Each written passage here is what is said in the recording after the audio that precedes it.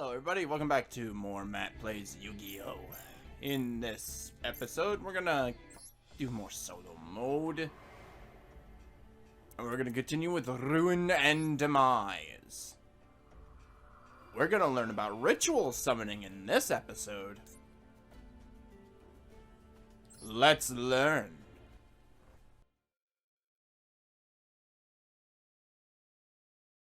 Ruin and Demise.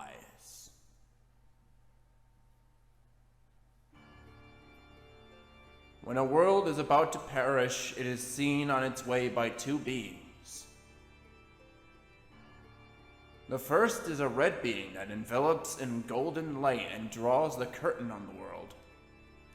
She is an androgynous goddess garbed in red robes.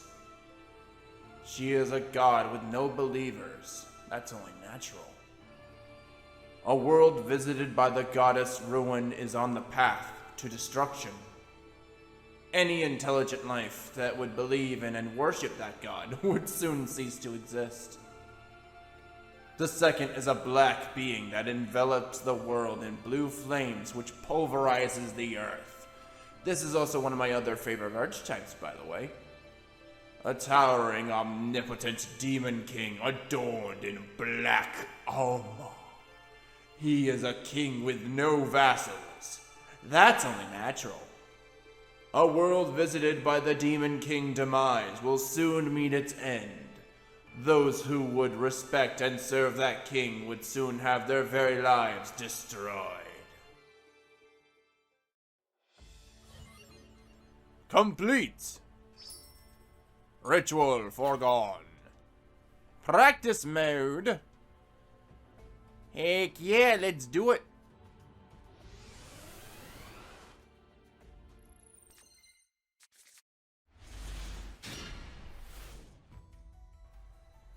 What makes this deck unique? Demise and Ruin ritual monsters can all be brought out with the ritual spell End of the World. Demise allows you to pay life points to destroy all other cards on the field except itself, and Ruin has the ability to make another attack once it destroys an opponent's monster in battle. Pick which one to ritual summon by taking into consideration what's on your opponent's field, and you can deal a ton of devastating damage. Usually you just play Demise and just nuke the board. But what if I told you there's a far better version of Demise? But first, let's see these guys and girls in action. Draw! We have an End of the World ritual spell. Activate it and summon Ruin. Let's. Bam!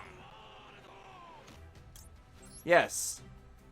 And we'll discard that one. To ritual summon a monster, you need to play the correct ritual spell, and you also need to sacrifice monsters from your hand or field equal to the level of the ritual monster, or more. Then we can special summon it, considering it as a ritual summon in any part of our field we want. Coming out, Ruin! You successfully ritual summoned Ruin.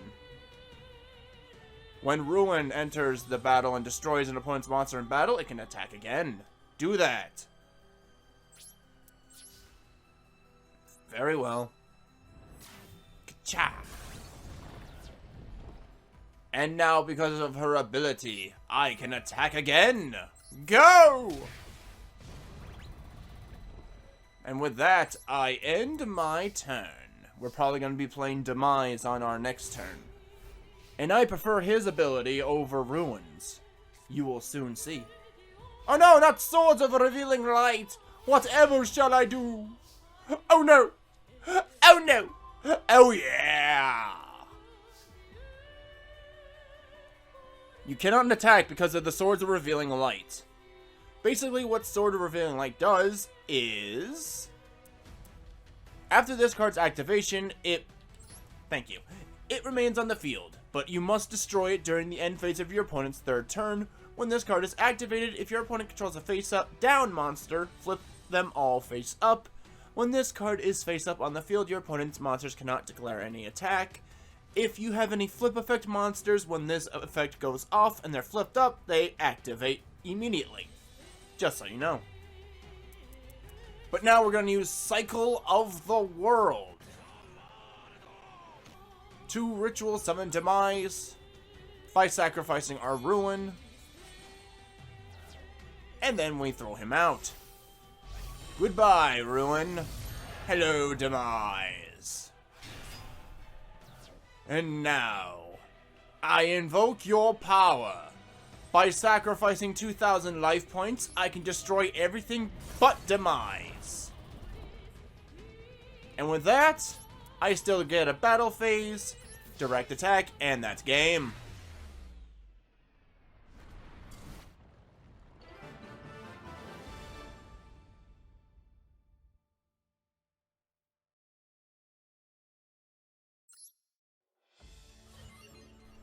Complete. Now it's time for an actual duel, and we got more dark orbs. We'll continue on doing the solo mode, and then we'll go back and play the locked areas with more custom decks, because I am slowly but surely building up, don't call me Shirley by the way, my card inventory, so that way I can have more archetypes besides the Dark World deck that I really want. Anyways, let's continue on with the duel and actually play a real battle with the powers of a ritual summon deck.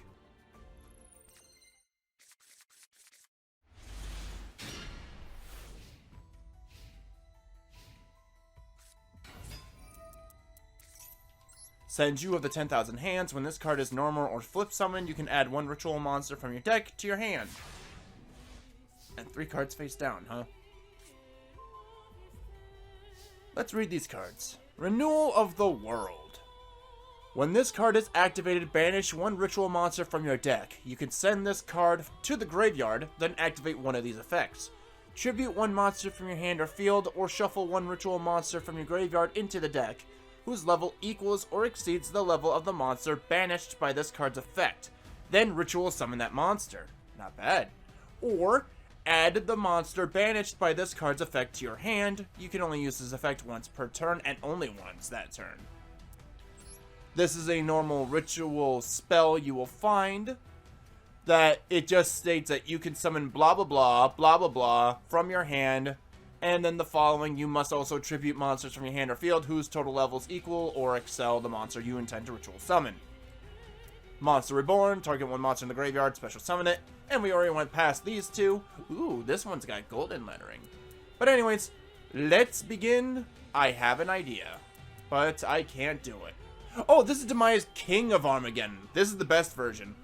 You can ritual summon this card with Cycle of the World. This card's name becomes Demise, King of Armageddon while in your hand or on the field. While this card is ritual summoned... While this ritual summoned card is on the field, your ritual monsters cannot be destroyed by battle. If all monsters used to ritual summon this card were ritual monsters themselves, you do not have to pay life points for this effect. Otherwise, once per turn, you can pay 2,000 life points, destroy as many cards in the field as possible, and if you do, inflict 200 damage to your opponent for every card destroyed they controlled. Awesome. So you know what? We're gonna set that. Set this. You mean I can't summon her through offering this? Well, this sucks. I don't like this, so I'm just gonna end my turn.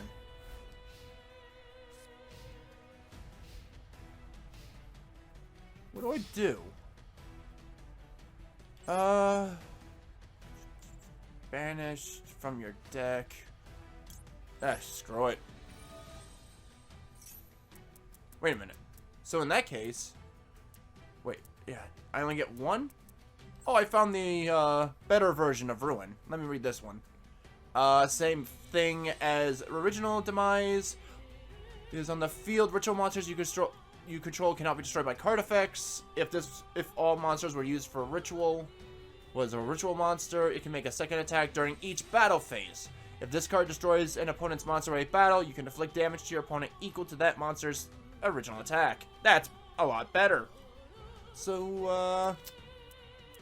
I only had one version. I only got one? Dang it! So we'll send this Demise. Ow!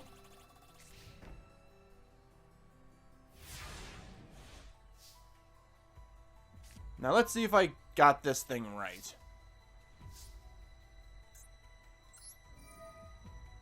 Tribute one monster from your hand or field.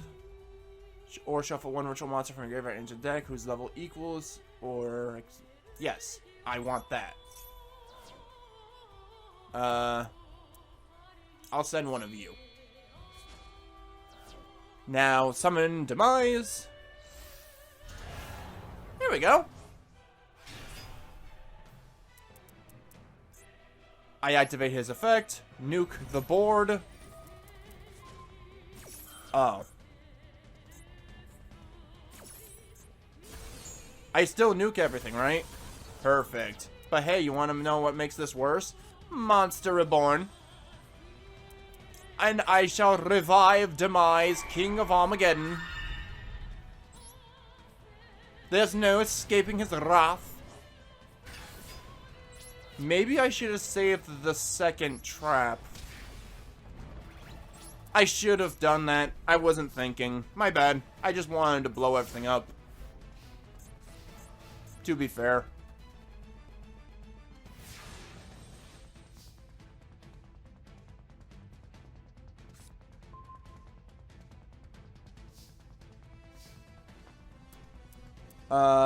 Pre-preparation of rites. Add one ritual spell from your deck to your hand, and add one ritual monster from your deck or graveyard to your hand, whose name is listed on that ritual spell.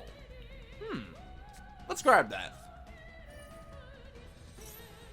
Let's get Cycle of the World. And we're actually going to fully read it. And we'll grab another Ruin, and we intend to use them as the tribute. But first, this card is used to ritual summon Ruin, Queen of Oblivion, or Demise, King of Armageddon. You must also tribute monsters, blah blah blah, levels. During your main phase, except the turn this card was sent to the graveyard, you could shuffle this card into the deck, add one End of the World from your deck to your hand, then you can add one Ruin, Queen of Oblivion, or Demise from your graveyard to your hand. That's actually pretty good. Now let's play it. I shall sacrifice a Ruin and a Demise. Hold up, hold up. No, no, no! Oh, I picked the wrong thing. I'm an idiot. I thought I was doing right. Why don't I do right like other men do? Ah, get out of here.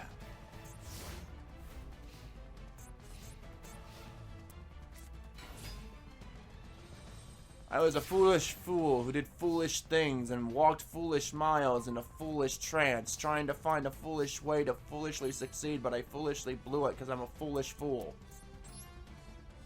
Von Karma would be proud.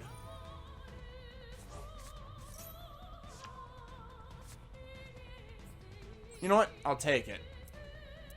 Give me Demise back. Let's, yeah, let's just do it. Actually, wait a minute. I have game. What am I doing? I guess I just want him to be on the board. I don't want her. Yeah, her.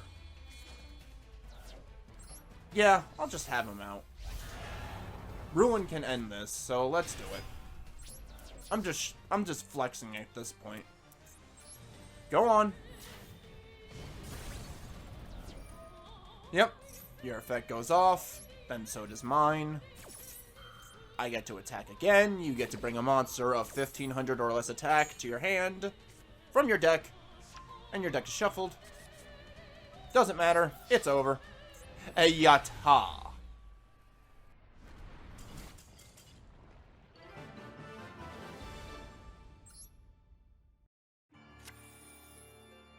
The red being, Ruin, Queen of Oblivion, brings to the world a reversal of time. When evil has spread throughout civilization, and when the world's end is in sight, the red being returns the world to a state before that cause of evil occurred. Yeah, the lore of Yu-Gi-Oh! Is a very interesting thing. It's like Magic the Gathering deep. There are cases in which this reversal may restore the world to a primordial state full of intelligent life. In this way, the world is reborn, with hopes that life will transpire on the correct path. For those living in the current world, this would be synopsis. I hope I said that right. With extinction. The process of rewinding the world to promote the proper development of life. To protect the life cycle. What if the world continually takes a wrong path, no matter how many times it restarts? The black being, Demise, King of Armageddon, brings about the true end of the world. Its formidable power crushes the world's very foundations and eradicates all living things. There remains no trace that the world was there, only absolute nothingness. It's like the Badlands or the Outlands in World of Warcraft, boring as hell and plain nothing but dirt. The Queen of Oblivion and the King of Armageddon. What lies in the heart of a being? Who witnessed the destruction of the world countless times over eons? That remains unknown to those who disappear. Poof. Complete! And we got the deck! And a new card pack, Miraculous Advent. No, we're moving on with the stories. What is the next theme deck? The Mystery of the Megalith. Let's give this a shot. The Mystery of the Megalith.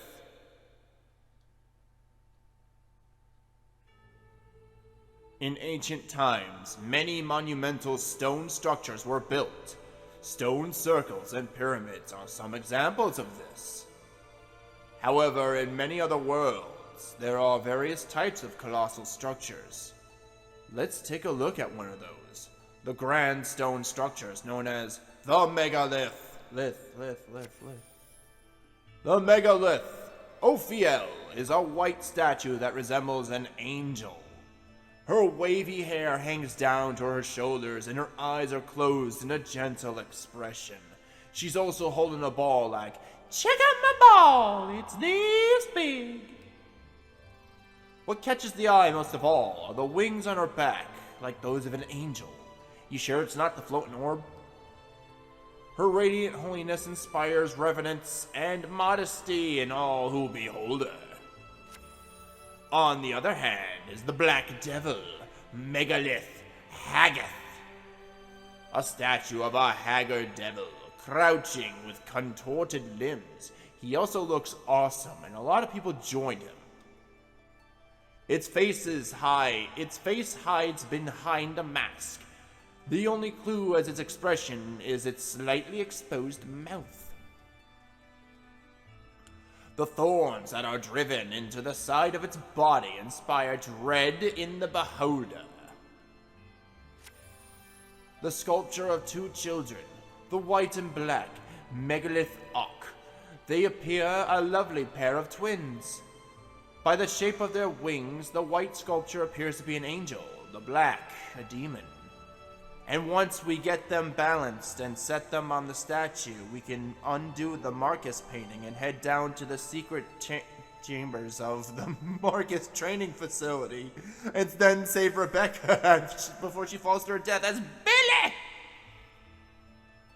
It is also notable that they wear contrasting facial expressions. The pedestals of the Megalith are comprised of an unknown material, not of natural stone.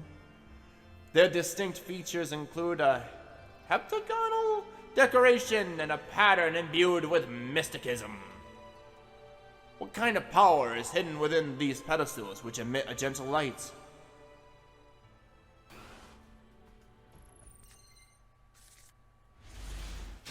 Let's duel. How does it work? All Megalith monsters are ritual monsters, although they do not have their own dedicated ritual spells. Each Megalith monster can be used to ritual summon another. In particular, level 8 Megalith monsters can perform ritual summons when discarded from the hand to open a range of plays. And when they are ritual summoned to the field via other card effects, you will gain access to high attack, high defense, and other amazing effects. Oh. Neat. Let's figure this out. My turn. I draw. Megalith Phaleg. Yes, I know. Activate its effect and ritual summon Aratron. These sound like Transformer names.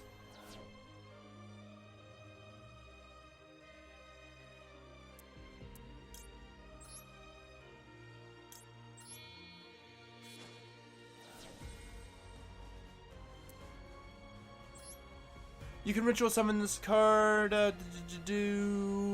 when your opponent activates a card or effect that targets a card you control. Quick effect. You can place one ritual monster from your graveyard on the bottom of the deck, and if you do, negate that activation, and if you do, destroy it. Oh, nice. I want it in attack mode.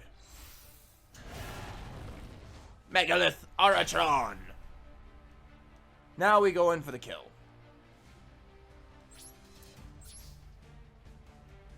Ritual summoning from the hand without a spell. Very unique. We're learning new types of ritual summoning. Alright. Now let's try this deck in an actual duel. I realized I'm not doing the other version to get other rewards. I'll go back and do them off screen. I figured the story and learning how these new type of decks play instead of seeing the Blue Eyes deck over and over again is a better idea. We've seen you before. That's not what I wanted to see. Now, how do we deal with this? Phaleg. Harpy's Feather Duster. Destroy all spells and traps your opponent controls. You can ritual summon this card with a Megalith card. You can discard this card, ritual summon one Megalith monster from your hand by triggering monsters from your hand or field. Use the effect. Once per turn, monster control gain 300 attack for each virtual monster in your graveyard. Neat. The first time you ritual summon monsters... the first time each ritual summoned monster would be destroyed by battle each turn, it is not destroyed. If a Megalith monster is special summoned, except during the damage step, you can target one ritual monster in your graveyard, add it to your hand. Ooh, let's play this first. We're also going to play Harpy's Feather Duster, because forget about it. Dang it. Let's ritual summon this. Or not. What are we ritual summoning instead, then? What do you do? When ritual summoned, you can target one ritual monster card in your graveyard. This card's level becomes the level of that target. Then add that target to your hand. During the main phase, you can activate this effect. Ritual summon one Megalith ritual monster from your hand or deck by tributing monsters from your hand. Ooh. You know what? Let's bring you out. Let's give you a shot. To the graveyard with you. I will summon you in defense mode. Megalith, fall. And now I activate your effect. Hold on. What do you do? Yeah. Oh, did I screw up? I pressed circle instead of something else. Oh, I canceled it out. That sucks. Let's get, what's Haggith do? You can add one Megalith spell or trap card from your deck to your hand. During your main phase, you can activate this effect. Ritual summon one ritual monster from your deck. Let's add you. And you. Summon you in defense mode. Because I have no high attackers. Because I screwed up. Yes, I want to use that, please. I want to add this.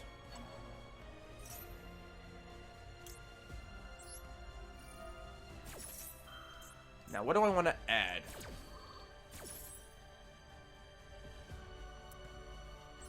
What's this? All monsters your opponent controls lose 500 attack for each ritual monster on the field. Ooh! Ritual summon one Megalith monster from your deck in defense position by tributing... Ooh, okay. Maybe that one. What do? You can target one level 4 or lower monster you control. Its level becomes double its original level until the end of... Now. Not right now. You can target one Megalith monster in the graveyard, special summon in defense position, but place it on the bottom of the deck when it leaves the field. I'm grabbing you.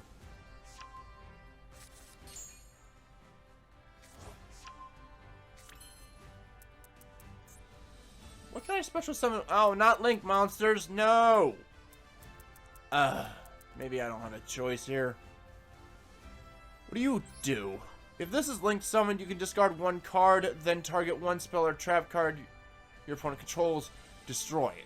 Then if this card was co-linked when this effect was activated, you could draw one card. Co-linked. You've got 1900 attack. Screw it. Get rid of him.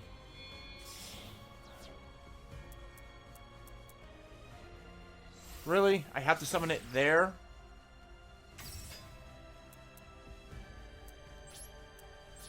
Alright, just go.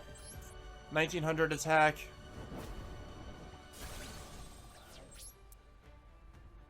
Main phase 2. Let me reread you real quick.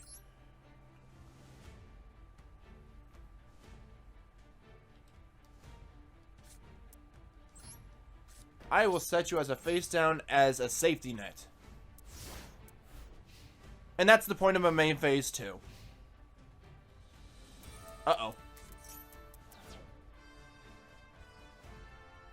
Triangle. Okay. What do you do?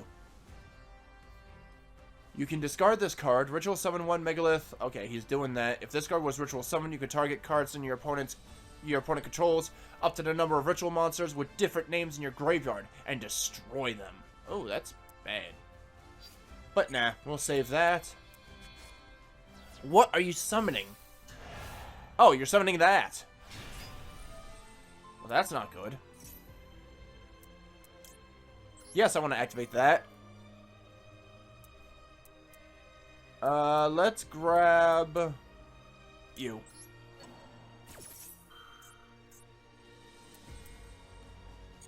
Not yet. But the fool left it in attack mode. Oh. Maybe I should have activated that. There's still time. I gotta do it.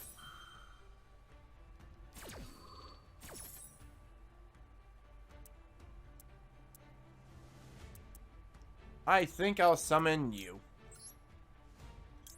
Goodbye. You're in defense mode, right? Good. Smart. And I get your effect. Let's grab you. Haha! Nice try. Alright, he's run out of cards. So, let's lay that. Let's play that.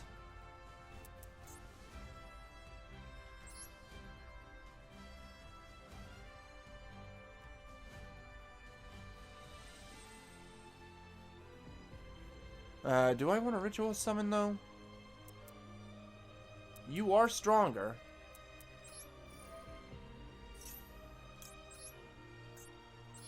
So, yeah. I'll summon you in attack mode. You do have the higher power. Alright, you're first. What do I want to add? You. Now, what do you do? When ritual is summoned, you can add one Megalith monster from your deck to your hand, except Ophiel. During your main phase, you can activate this, ritual summon, blah.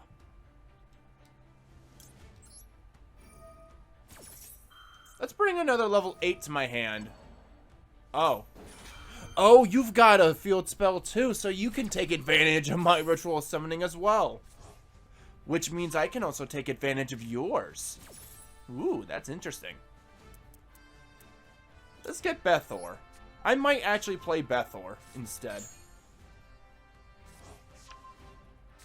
Yeah. Can I, though? Nope. Nope. Alright. What? Oh, right. Field spell. Protect ritual monsters. Crap. Wait, mine also protects theirs? Oh. Save it. Oh. What do you do? You could, if ritual summon, you could draw one card, then discard one card. Un momento, por favor. During the main phase, you can activate this effect, ritual summon one monster, blah. Oh, okay. So, wait, you're just gonna draw a card and then just forego one, right? Well, I'll take advantage of your, bad play and get Haggith back. Gimme. Nah, I'm good.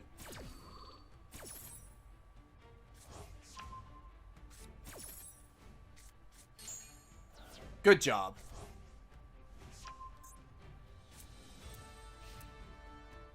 I may not be able... You know what? Now let's activate it. Let's do it. Let's choose Haggith.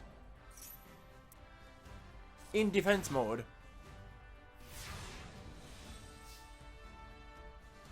Draw.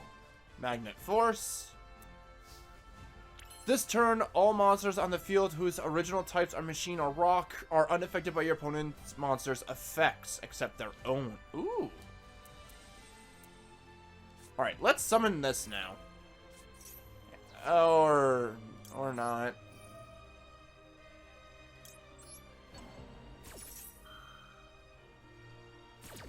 I gotta remember. It's the monster I gotta tribute. Okay, yeah. I gotta remember. It's discard for the effect. And the second one is the ritual summon. Not the other way. God damn you. Oh well. You still do good. Come on out, Phaleg. Let's activate this. Get Bether back. Yep, you take advantage too. What do you do again? Oh, that's right. Yes, I'll activate the effect now. Resolve. Aratron, yes. Wait, what? Why? I thought I was... Oh, okay. Never mind. What do you do again? Well, we're about to find out. I screwed this up. I read that wrong. Whoops.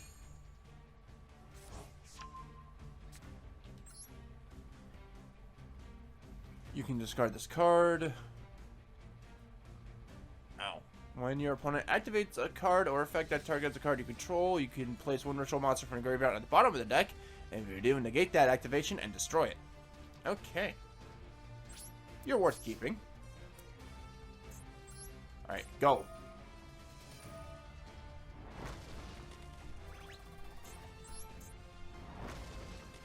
There we go. I just needed another monster. I'm not too worried about placing that, so we'll wait.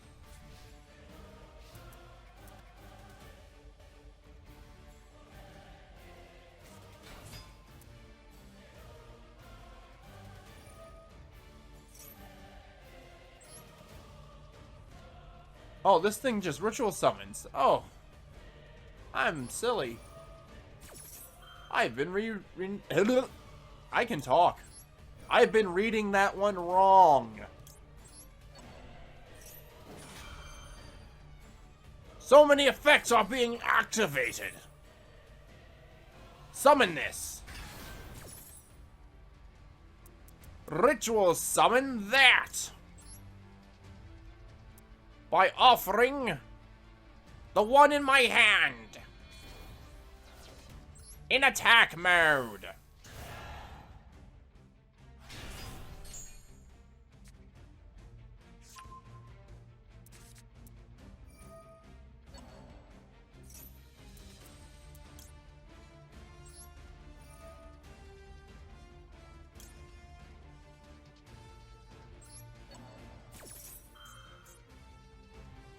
And I activate you! I activate to destroy that and that. Bethor, go! Destroy his field! Kaboom! I get my effect, and I don't think you get yours. No, you don't. But you still have monsters in your hand. Phalag! Ha ha ha! Hoido! My stuff don't get destroyed, but I take the damage. Alright. How am I gonna thwart this? What if I summoned another Phalag? Not yet.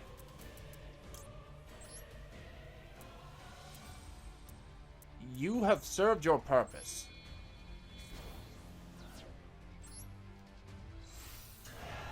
Come on out, Phalag! You know what? Yes. Add that. We'll do that. And make them lose 500 attack points for every ritual monster on the field! Take that! Oof! Look at that loss. Let's end this duel. Phalag, go! Oh, how Curtis. Curtis? Courteous. Phalag, end it. I mean, what do you know? We have enough time in this video for another story, so why not? The pedestals of the Megalith may act as a door to another world, or a stake connecting another creature. Appearing from the pedestal of Megalith Ophiel, Megalith Phalag boasts of 2 pairs of wings. A far cry from the gentle Ophiel, this ferocious angel is adorned with a helmet and shield, wielding a spear. Appearing from the pedestal of Megalith Hagath, the great devil, Megalith Bethor, has 4 wings. It is a devil of formidable build with glaring golden horns. From the pedestal of Megalith Ok, blazes the many-headed dragon, Megalith Aratron. Its momentum threatens to flatten the earth and to swallow all. It can be said all these comprise but one form of the power born from the Megalith. But that is not all. The Megalith have the power to create a kind of force field, even after destroyed. How they were made, and what is the true identity of their hidden power? The Megalith, the entity shrouded in great mystery. In other words, we're too lazy. The key to solving this mystery may be a truth that emerges from beyond the Megalith themselves. Well now, complete!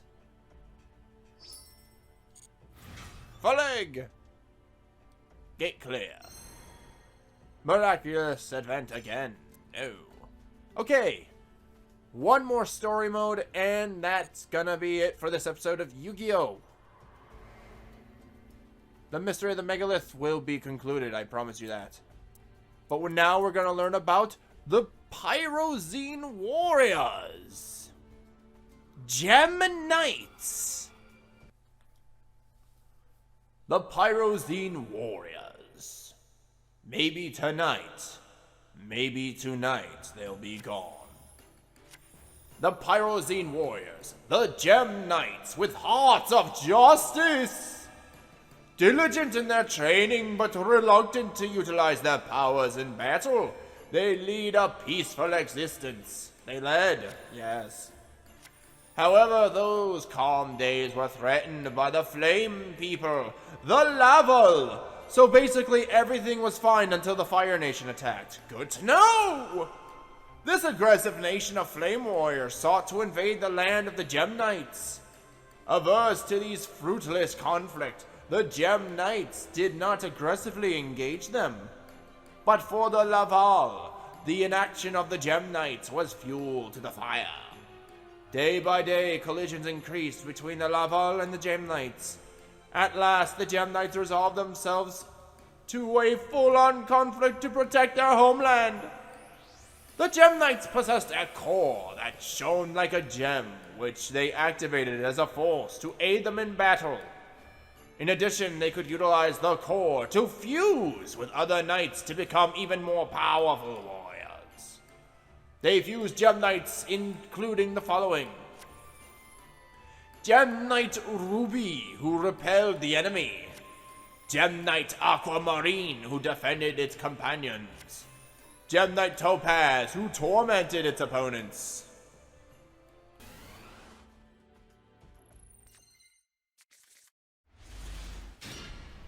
Alright, let's figure out how these guys work.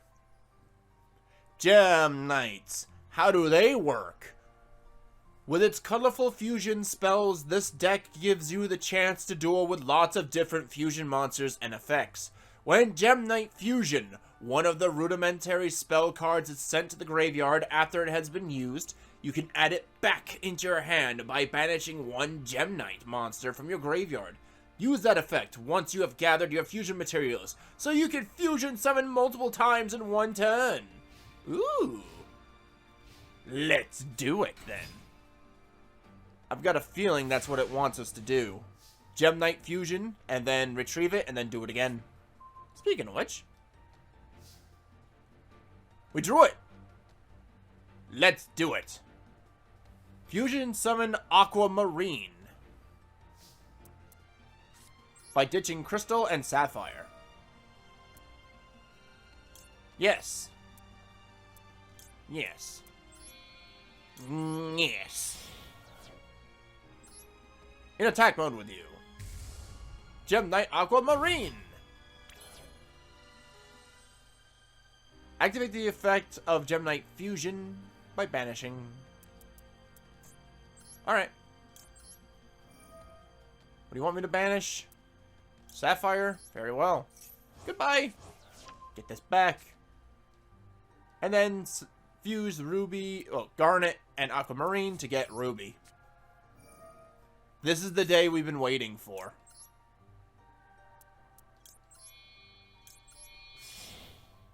All right. Fuse! Aha! Fusion successful. Gem Knight Aquamarine was sent from the field to the graveyard, so activate its effect. I should read it. Hold on a second. Uno momento. Must first be fusion summoned with the above fusion material monsters. If this card attacks, it is changed to defense position at the end of the battle phase. When this card is sent from the field to the graveyard, target one card your opponent controls, return it to the hand. Ooh. Back you go. Attack your opponent directly. What do you do? Once per turn, you contribute one face-up gem monster. This card gains attack equal to the tributed monster's attack until the end phase. If this card attacks a defense position, it inflicts piercing. Oh, neat. To battle, let's end this. Goodbye. Tutorial cleared. Now it's on to a real duel with the Gem Knights.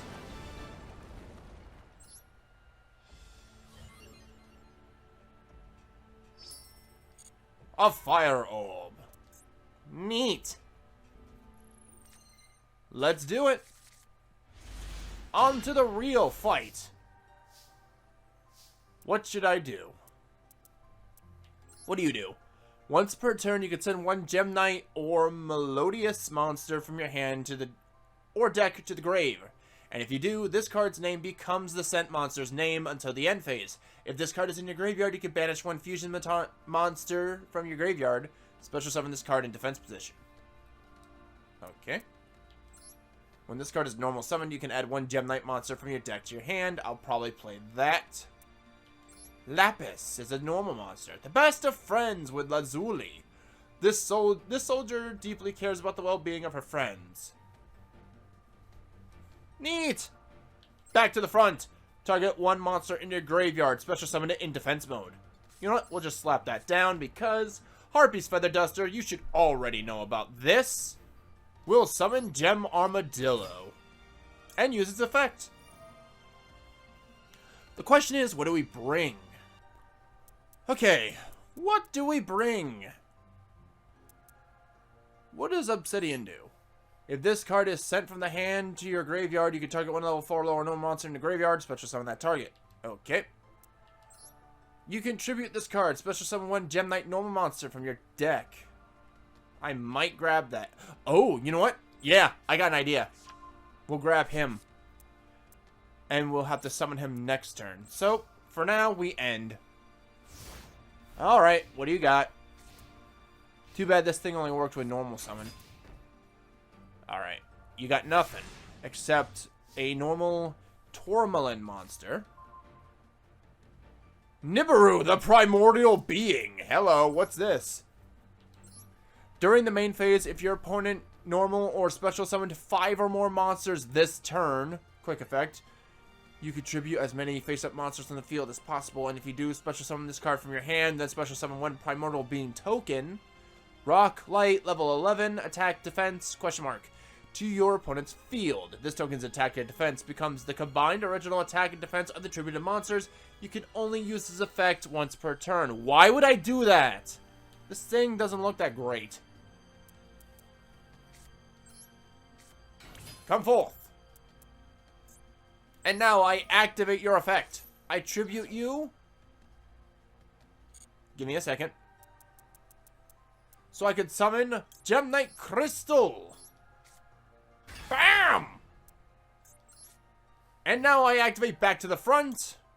Welcome back, Gem Knight Alexander. I could use your effect again. But first let me play this. Wipe your board. What can I special summon? Not worth it. No.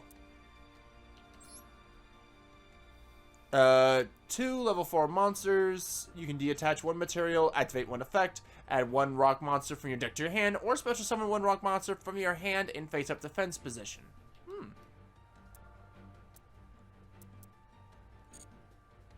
Let's see. Nah, I'm good. But we'll use you again. And summon another crystal. Get these chads in here.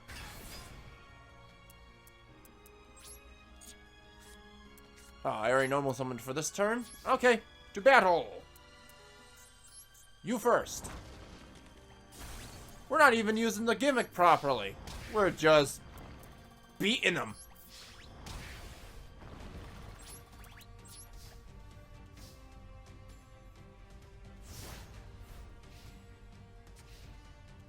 What do you got? Nothing.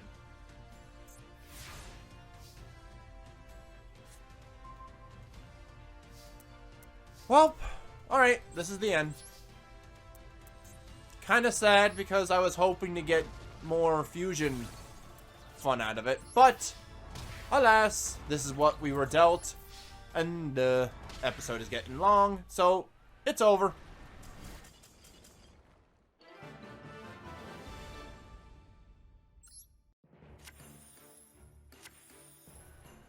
At first, some of the Gem Knights laid in waiting for their enemies, but eventually they decided to join the fight, one by one.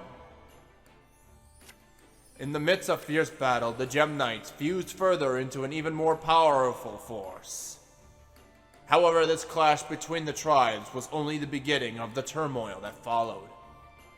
The Gem Knights, who had risen to defend their comrades, were now caught up in the great swell-up battle. At first, they loathed the conflict, but to counter that great evil, they eventually fused. With other races that grow more powerful, such as the Vylon, who descended from heaven, or even the Laval themselves. The Gem Knights, the Pyrozine Warriors with hearts of justice, their fates shall unfold in glorious detail in another tale. In other words, we're done writing for now. Bye. And speaking of which, this episode's over. Yay, we got new packs. I will get them myself later. Anyways, I hope you guys enjoyed this run of Yu-Gi-Oh! Next time we'll look at Gladiator Beasts, the Karakuri, and hopefully maybe the Slaying Flames. Oh, we can do Gears of Dispatch? Oh, we'll do these three instead. So I'll see you guys next time. Maybe we'll do 4, actually, in the next episode. That depends. But until then, bye!